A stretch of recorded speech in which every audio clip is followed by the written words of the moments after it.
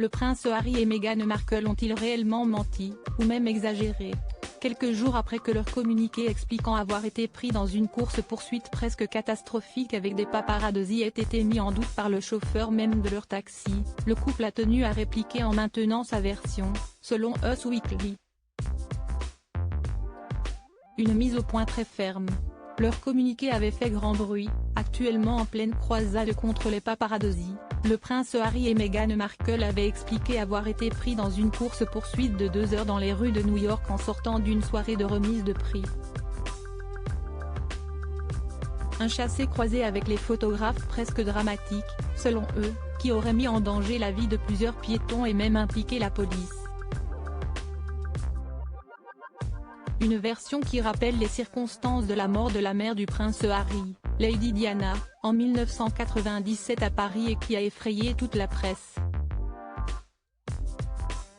Sauf qu'elle aurait été, selon toute vraisemblance, très exagérée par le couple. L'agence de photographes s'est notamment justifiée en disant que personne n'avait été mis en danger par eux mais que ce serait plutôt le souffle de la sécurité du couple qui se serait conduit de manière inconsidérée. Des propos confirmés par leur chauffeur de taxi, étaient étonnés de l'ampleur de l'histoire.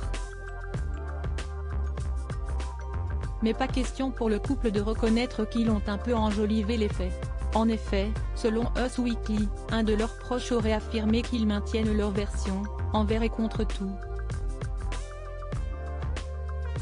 Ils insistent sur le fait que leur histoire de course-poursuite n'était pas du tout exagérée et pour eux, entendre les gens dire autre chose est très blessant et incompréhensible, aurait-il confié. Un conflit médiatique alors, que s'est-il passé réellement? Difficile de le savoir réellement, même si la version du couple paraît légèrement influencée par leur guerre ouverte contre les médias.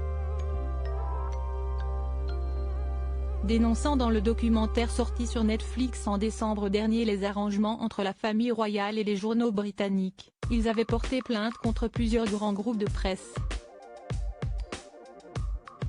Le prince Harry était même venu à Londres pour l'un des procès et devrait y revenir dans très peu de temps pour assister à un autre.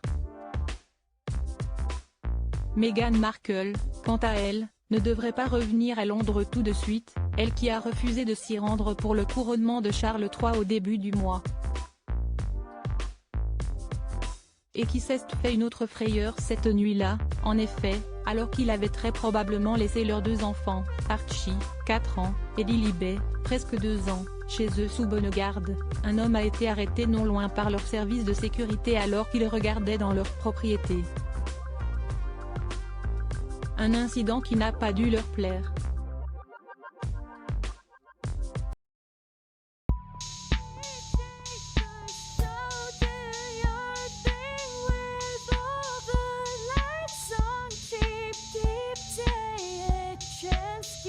Keep